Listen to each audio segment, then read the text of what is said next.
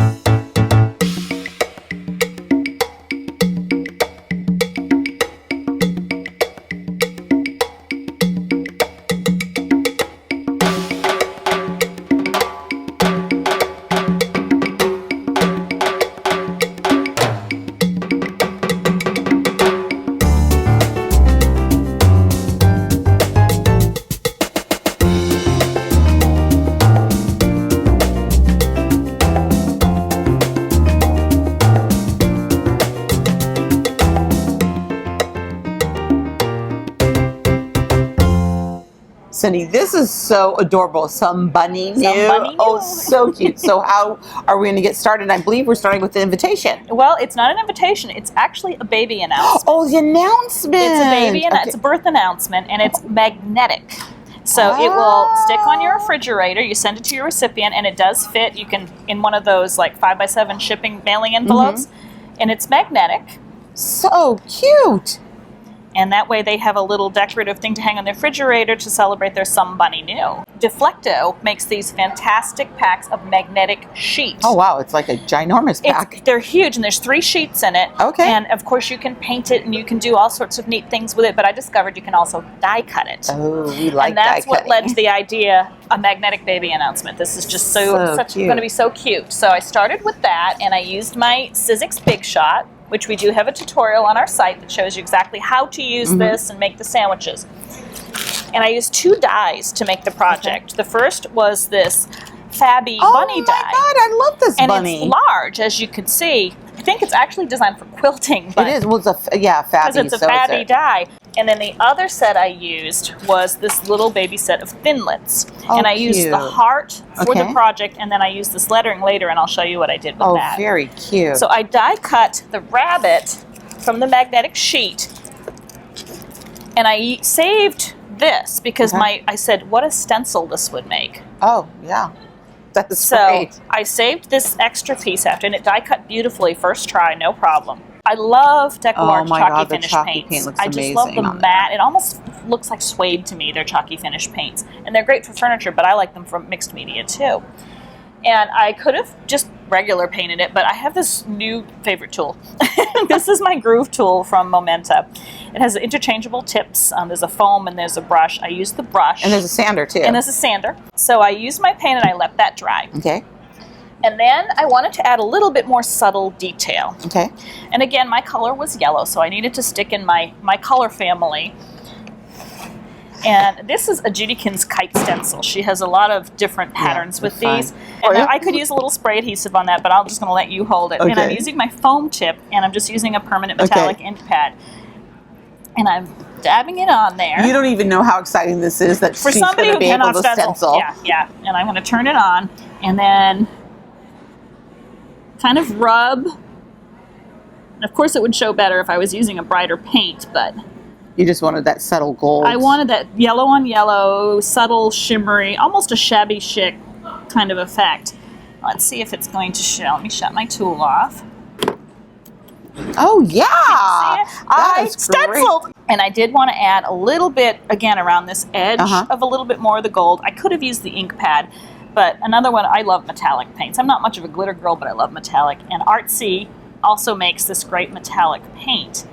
And I just took a little bit and I little finger painting. Edged it, yeah, because again, you know, I like to be gooey, and I just kind of edged it all the way around. This is really simple to do. You could really knock these out for a baby announcement. You don't have to do as much detail as I do, but again, I'm a detail junkie. So after that was ready, I matted my little photos, and this little cutie is one of our designer's granddaughters. This is Deborah Quartermain's granddaughter, her latest granddaughter. I mounted those on cardstock, and I added some decorative twine. And this is that Sizzix Thinlit die Okay. cut. Oh, that you used, yeah. I cut the hearts. Again, I edged it in the same artsy metallic paint. And then I just printed off her birth announcement information and just glued it on, and I used my Beacon 3-in-1 to attach everything to the magnet and to attach it to the So cute. Cindy, can you show us how you made this adorable frame? We started with a thrift store frame, my favorite place to get things that I'm going to paint and redecorate, great source for them. And I wanted to do some etching to make it truly unique.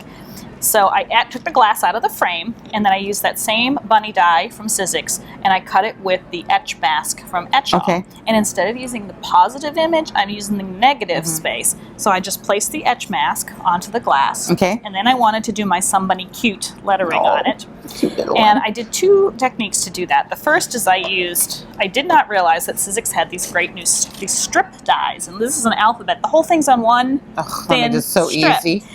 And they even make the pads, the extended spacers that fit it. It's great. So after a little creative cutting, I altered my die, which is a great way that you can reuse dies. You might not think about using them with words and letters and do something different with them. And I ended up with my Somebody Cute. To give it this great frosted effect, I used my Etch All Cream.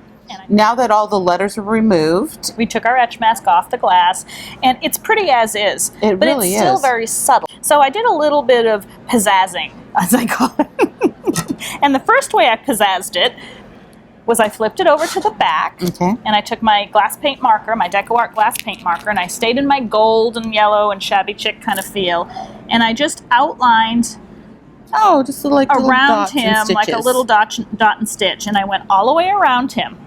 And that helped to make him pop a little bit. Yeah, let's just bring that in so you can see the little dots and stitches. The little dots and stitches you can see. But I still it just wasn't showing the way I wanted. So I said, well, how can I color him? Now you can color on Etched Glass with colored pencils, and it works. But that even wasn't the effect that I liked. So I decided I took decorator chalk. Oh, okay. Just so. Literally, and I just rubbed it on. Oh, aren't you smart? You're smart today. And then and then I took like a towel and I rubbed it back off again. She's really smart every day.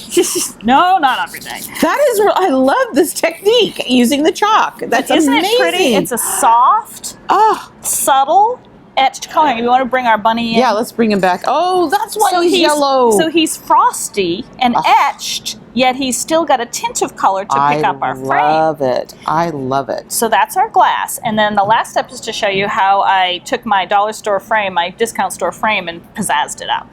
Cindy, show us how you finished off this recycled frame. I took my recycled plain old boring wood frame and I wanted to make it kind of shabby chic effect. And I used, again, my Americana Decor chalky finish paints, my favorite paints basically because of their matte finish. And the first layer is this refreshing, I love the colors of these paints, this refreshing green. I love that word, refreshing. Refreshing green. And my new favorite tool, paints, also with the painting brush. So I did paint the whole frame with the refreshing green paint and I let it dry. And then I've recently discovered that they also have crackle for the chalky finish paints. It's crackle. It's crackle finish, which I didn't know they made. So same product line from DecoArt. I put that on with a regular foam brush. You just apply it in one direction. Whichever direction you apply it, the crackle will happen. And then you allow it to dry to the instructions, and then I went over it with a coat of the delicate chalky finish So paint. why did you do that? I'm just curious. I wanted the crackle effect. No. Oh, so to get the crackle, you have to put another paint. A coat on top. Oh, okay, gotcha. It's going to crackle and show the color beneath. I got it because it's white or clear. It's clear. Okay. So it's going to crackle to show the color beneath. So if I hadn't have applied the paint first, it would have crackled and shown the wood beneath. Okay. And I just kind of wanted the green to just a touch of the green to show. Really cute. And then after that was dry, I love their wax, their cream wax. I discovered that comes in clear. So I gave the whole thing, I followed the directions, I've used that, I like it gave the whole too. thing a coat of the clear wax, the cream wax, and it kind of seals it up. Cindy, this came out beautiful. The edging with the crackle and the green. The crackle is a really pretty effect. But I see a couple little extra doodads on here. Yeah, my thrift store frame just didn't have enough of a upscale feel with the details. So I wanted to give it a little bit more pizzazz-a-looza. And how I did that, how I created the bring that back in. This edging here, and then I also did to make this border inside, the mat that's inside around the cardstock, because I like dimension and depth. I wanted something more than just paper or pattern paper in there. So I used Macon's clay to do both of those things. Okay. And I used the white, so I used my same matching, so it's all the same tones, my chalky finish paint to color my clay, custom color it. And then to make the inner border, I rolled it in the Ultimate Clay Machine. I started on a 1 and I went progressively up to about a 6. So it's actually, it's less than 1/8 of an inch if you're hand rolling, but it's thick or as thin as you want it. So once my clay was rolled, I used one of the Macon's texture sheets. And you just put it on and you push to transfer the texture. You can lift it to see, am I getting it where I want? And then I used the cutting tool. I used the straight rule edge with just a ruler. And then I love this wavy edge. So I cut the inside edge with a wavy edge. I made 4 pieces that I then pieced together to go around the inside mat on the background. And you know, I just want to comment that I really like how the chalky finish mixes in. It looks almost like a cardboard or suede. Again, it feels like the chalky finish paint reminds me of suede, and to me it makes the clay I just even feel really like like how it finished up, and look how cute that is on the inside. It's a fun little dimension. To do the outside detail, I used the Borders push mold and the same mixed clay. I mounted them using my Beacon 3-in-1. Oh yes, we love our 3-in-1. It works great. It works great. It works to attach your photos, but it also works great with Macon's clay. Okay. I used my 3-in-1 to attach it to the frame, and then again had to have that little bit of shimmery bling. And I used the artsy metallic paint on my fingertip and just kind of touched over the top. And it matches the gold from the glass paint pen. It just kind of gives it that shabby chic feel. So we're celebrating somebody new with our announcement and somebody cute with our frame. We sure hope you've been enjoying our All-Star Designers Winter Series. We hope you've enjoyed the rainbow of ideas we've shared with you from here live at the CHA Mega Show.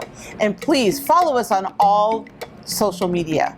And don't forget to go to our website and fill out the entry form, and then you'll be eligible to win one of the huge prize boxes full of amazing products from all of our series sponsors.